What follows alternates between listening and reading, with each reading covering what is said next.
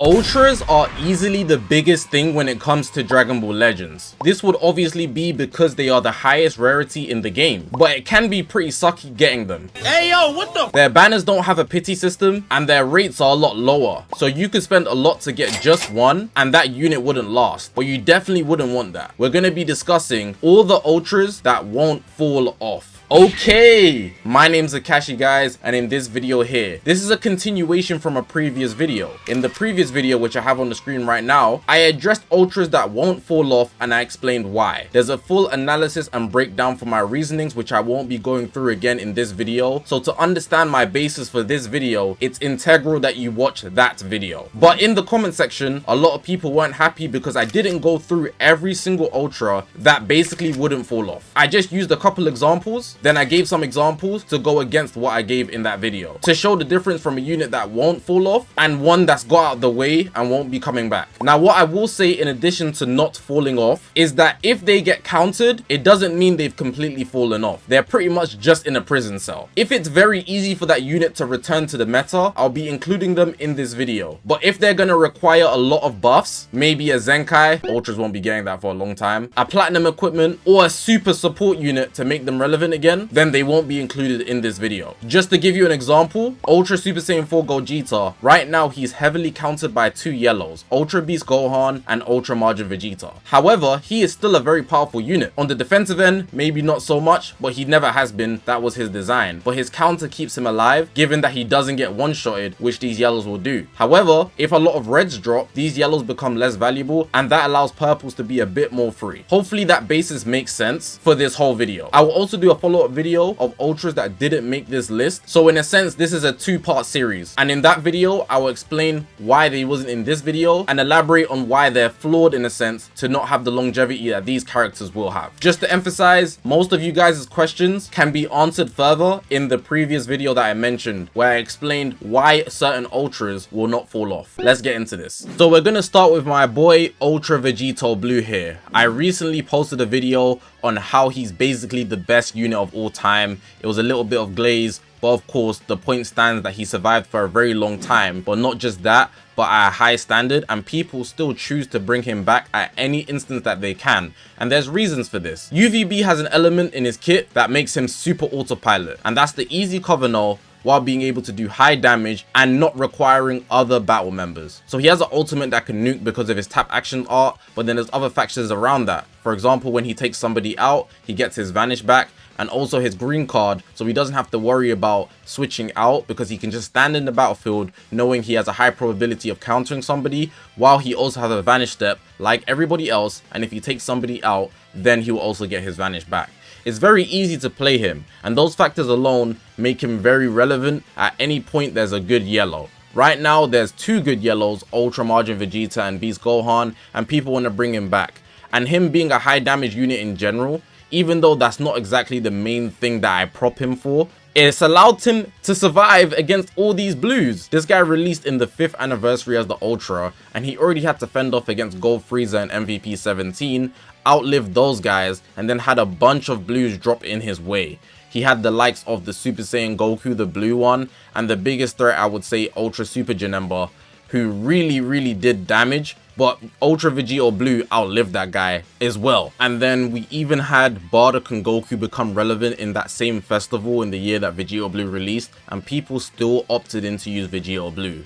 Now, I'm not propping this guy as the best in the game, or he's been the best in the game for a long time, but relevancy and being able to be used at a high standard while always people bringing you back because you're a good unit is good signs enough. He's always consistently used, and there's good reasons for that, which I just explained. He has traits of a unit that will always be relevant if there's just one type of buff that comes in, plus he's just going to get you easy results without you having to try. I will also say there is the bias of him being Vegito Blue. That's obviously a factor which I've touched on before, so that's also why he won't fall off. But it's a mixture of the two. I would say it's like 80% the fact that he actually has a good kit, plus being a good element, and then maybe 20% the fact that he's Vegito Blue. Next up here we have Ultra Instinct Sign Goku.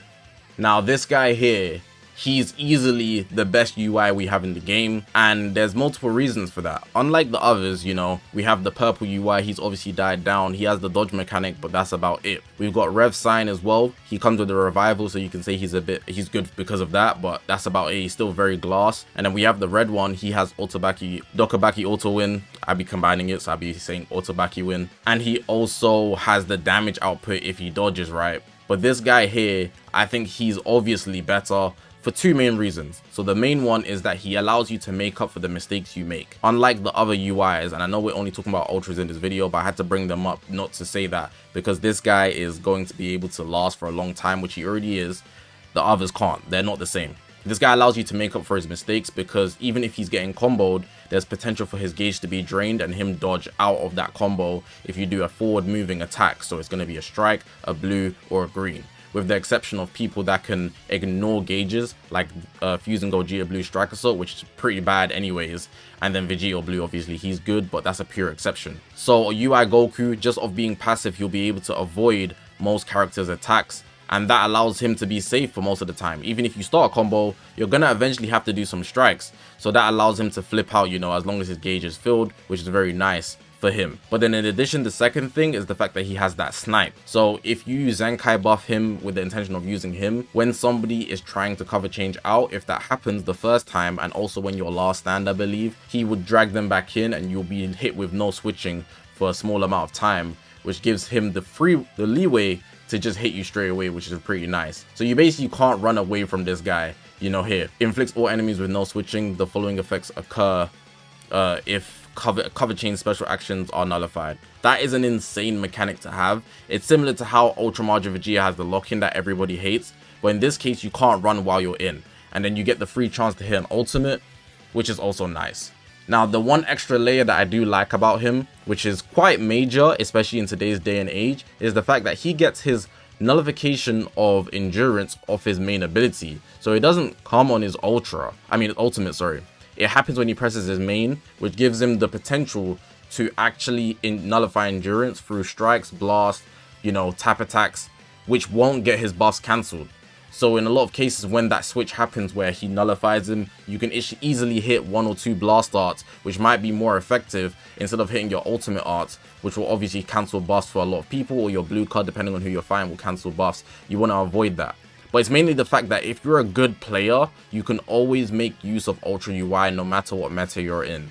And that's really nice of him, you know, just being able to dodge and play passive. Even if his defenses aren't the greatest, as long as you don't get hit, the intention is to not get hit, and that's why he's always going to have high value. We've got Ultra Super Saiyan 2 Gohan. A lot of people were very upset that I didn't include this guy as an example in the previous video, but it's because I only used some examples. But he's getting his mention. He's one of those guys that will not fall off. Even though he's not one of the best units, even right now I think he's making a return. I have him in my top 10 units at 10th place. He's a perfect partner for Beast Gohan. But yeah, he has just too many things in his kit that make him able to be relevant at all times. First, I'm going to start with the fact that he's a last stand unit, you know. Being a last stand unit is good, but it's only really good because he also has everything else. So if a unit is a last stand unit, but they're only good at last stand, you know, that doesn't do enough. That doesn't do enough, because that means we have to wait until your last stand for you to be valuable. But this Gohan has so much going on in his kit that he's even valuable before his last stand. So we know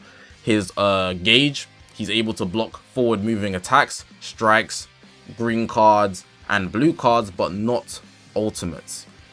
Outside of that, he has the blue card counter, Nameku's blue card, so he can literally stop attacks. It can be an ultimate, a blue card, green, blast, whatever. That blue card is going to counter them, and that's really overpowered, you know. It's very useful. Having an explosive green is always a plus. It makes it super easy for you to start combos. He also has endurance. You know, it's really nice that he has endurance, and he already has a good template because a lot of his teammates, no matter what team he's on a good tags, Hybrid Saiyans, Sun Family. He can always be run with units that will be able to nullify endurance, because a lot of those Sun Family Hybrid Saiyan units will be big finishers, so they'll have legendary finishes or ultras. So in terms of his teams, he's set good. In terms of his individual kit, he's set even better. And even at last stand, he's going to become one of the most menacing units you could have literally insane. Here you can see applies the following effects itself after the character performs a vanish step based on defeated battle members. So in this case, one or more, he's going to nullify unfavorable elemental factor sustained. So he goes type neutral for 10 timer counts. Activation counts reset after switch. And then here, 2 battle members, he's going to restore his vanishing gauge once, and this doesn't restore after switch. So he also becomes tankier. He's really set to survive, which is really nice. And we see that he was coordinated well with Beast Gohan being green. Yellow protects purple. Yellow attacks purple, which protects greens from purples. So he has a very good foundation, not just by himself, but things available. Then I also want to just add the popularity factor. I didn't mention that with Ultra UI because it should have been a given, but people love Super Saiyan 2 Gohan. If any variation of Gohan before Beast Gohan existed, people latched onto this version of Gohan like there was no tomorrow. So we gotta give Super Saiyan 2 Gohan his props for multiple reasons, but I'd say it's less of a popularity factor. It's really the fact that his kit is just nice. They stacked his kit with so much. Even his easy access to cover note, it's crazy. And these things will always be relevant going forward. If he cancelled buffs, this guy would never die in my opinion. But that's the only thing he's missing to make him an absolute ace. Golden Frieza, Ultra Golden Frieza. I think this guy has one of the best kits that I've ever released in the game. But his defenses, and it feels like his health, are so bad. He has no HP and no defenses, but I promise you he almost has everything else to him. No crazy mechanics besides from his comeback that does damage. Outside of that, it's just a pure, efficient kit. The only thing I want to talk about with him is mainly his green card. I will touch on other factors, but the green card is what's so valuable to me when it comes to Ultra Golden Frieza. So you can see here, it does a lot. You're going to get cards, that's one thing. You're going to get key, that's 2 things. You're going to get damage inflicted, that's 3 things. And you're going to get a cover node, that's 4 things. And you also have the potential to charge your unit gauge and get your vanish back, which is 6 things. 6 things from 1 card. I know a lot of green cards do a lot, but they're things that don't make the biggest difference, you know? Like you might heal 10%, you know, so something like that. But this guy is giving you the core factors of what's going to make you become a 3v1 monster while also being unstoppable as you're going forward. So unless you have some special mechanic, you're not stopping this guy once he starts comboing. With his comeback as well, it just makes him a very good asset. You know, Lineage of Evil always comes back, and there's a reason for that. First Form Frieza's been coming back into the meta at least twice a year just because of one LOE unit dropping. And there's something about the way they design LOE kits that allow them to be relevant even when the team isn't relevant. It's like if you invest in the team, they will be able to be used no matter what. This Vanish Recovery, 3v1 monster. The cover no, you can't stop his combos. The damage inflicted is just a plus. The key makes it so that you can press your cards because you're going to get 2 or more if you have 3 or fewer. That's nice. His blue card already does insane damage. Ultimate Art does insane damage. And I think because of the way his team is already set up with the units they've released, there's a lot of Zenkai buff options, which make him really, really good. You know, I think something else that's also very annoying to fight when you're fighting Golden Frieza is the fact that he's going to increase your cards. Every time somebody comes, you face Frieza, he's going to increase your cost, and that's annoying. It doesn't give you the chance to start a combo unless you have the nullification of that, which he unironically has when he enters the battlefield. You are pissed fighting this guy. Do not even bother trying. I think it's only the blast cards. Yeah, here. Inflicts all enemies with 60 plus blast cards. Do not even bother trying to press a blast card. Your whole combo is cut because you're not going to be able to afford what's next. There's not actually a lot to say about Golden Frieza because I just think his kit is really efficient. It's just straightforward to the point and it's going to go crazy. Even here, type neutral of the main ability for 15 timer counts which cannot be cancelled. Do you know how crazy his ultimate is going to hit because of him pressing the main ability? Right now, I'm not even going to try act like Ultra Golden Frieza is relevant or anything like that. But there's so much easy access for him to return at every given point. Like I said, if they drop a couple reds early in the video, purple becomes relevant again because yellows can't be free. They need to be good reds though, of course. But yeah, Golden Frieza, very efficient kit, nothing too special. He's just getting the job done with ease. Ultra Super Saiyan 4 Gogeta. I believe I brought this guy up, and I think the usage of this guy in the meta should speak for itself. You'd think that this guy being in a prison cell would stop people using him and would label him as somebody that's fallen off. But people will still choose him over a lot of other people just because of how autopilot he can be. Defensively, he is an absolute liability right now just because of how powerful the 2 yellows are, Beast Gohan and Ultra Margin Vegeta. But could you imagine the game if you take those 2 out? People would be pulling straws to stop this guy. And the simple fact that they dropped so many harsh counters to get this guy out shows how much value his kit can have and how easy it is for him to return, giving him that long-term value. Now again, I'm not trying to prop this guy saying he's good right now, but if you have to pull out so many weapons to stop this guy, it also speaks for itself. There's a lot of greens right now. Two big ones specifically. I'm going to mention the likes of Vegeta Blue and Super Saiyan 2 / Super Saiyan 3 Goku. Obviously, people love those guys and the newest guys they dropped in the festival. Just because of that, people decide to bring out UG4. I think UG4 hit like a top 8 usage in the peak of Ultra Majin Vegeta in part 2 when you could literally run green, green, yellow and infinite combo. People are still using him just because offensively he can still be a monster. People cancel buffs, but his ultimate can still do damage. Obviously, it depends on how you build him. Personally, I've preferred building him defensively if I'm going to use him because I want to bank on his healing factor and the fact that he has a counter. But getting into why his kit will have longevity, it's mainly his counter. You don't need defenses similar to UI if you have a counter. So unless you can one-shot him, he's surviving. You have to get through 3 of his gauges. He's going to be able to backflip out of your attacks 3 times in one game, unless you're doing crazy damage or stopping him from healing, which people do right now. But the minute those units phase out because they're just doing one job, he's going to sneak his way back in and do big attacks. And that's the beauty in G4. There's not much more to mention. There is a lot more that he does do. For example, his main abilities are crazy. His main ability is crazy. He nullifies these effects to make sure that nothing's going to stop him from getting his ultimate. They're type neutral, but it can be nullified and everybody cancels buffs nowadays. It can be cancelled, sorry. Everybody cancels buffs. His easy access to drawing cards. Explosive green is just a big plus. You know, if he counters you and the no switching is activated, unless you're Triku or something, you're pretty much in a position to get rising, rushed, or ulted, which is going to end you.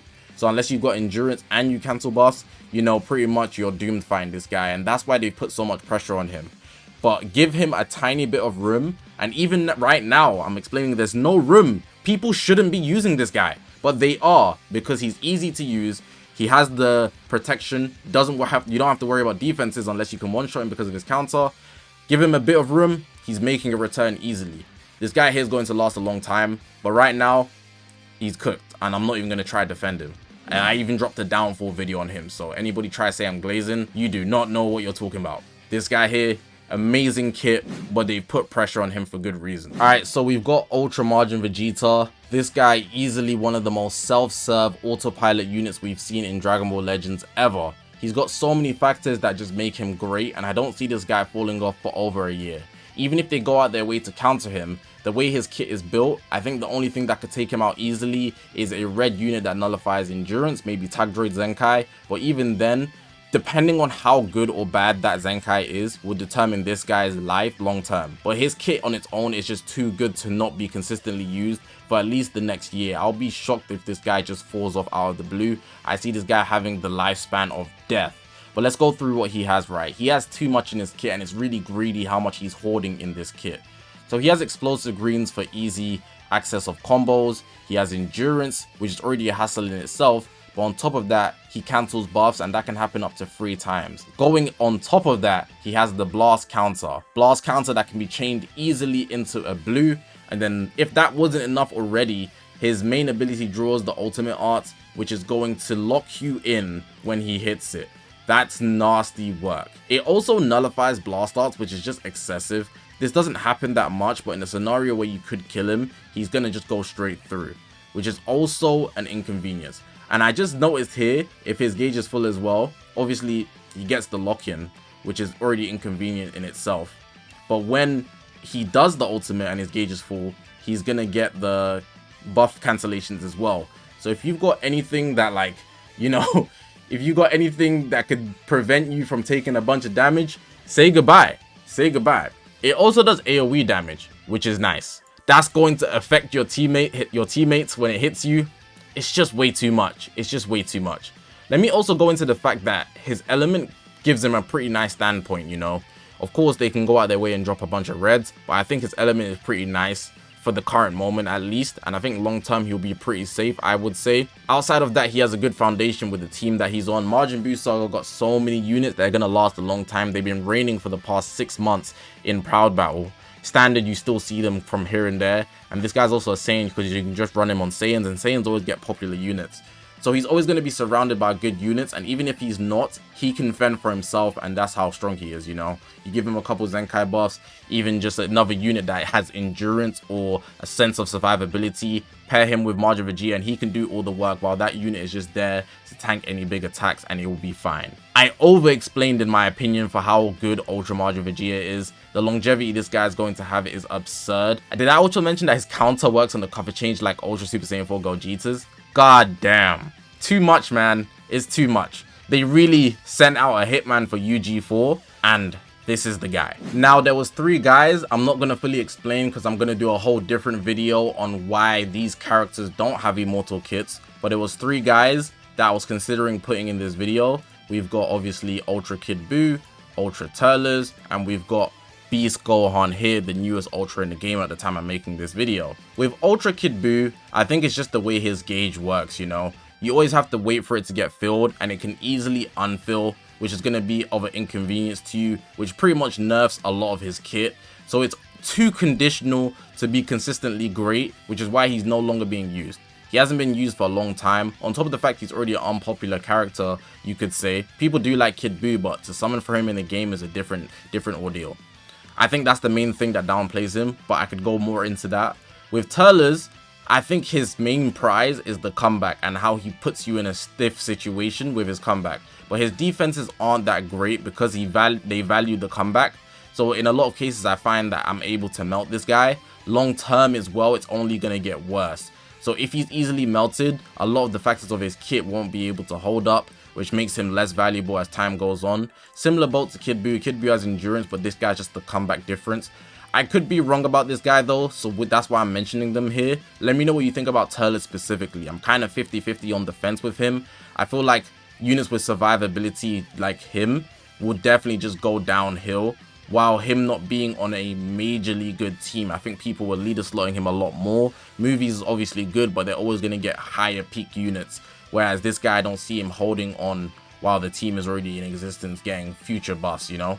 And Beast Gohan, everybody should know that high damage units fall off a cliff. There's a time and a point where this guy's special beam cannon will no longer kill. There's a time and a point where his strike cards won't be scary, his blast cards won't be scary, blue cards won't do anything. He will just have his counter, you know, the ultimate and the rising rush counter, and that will be it.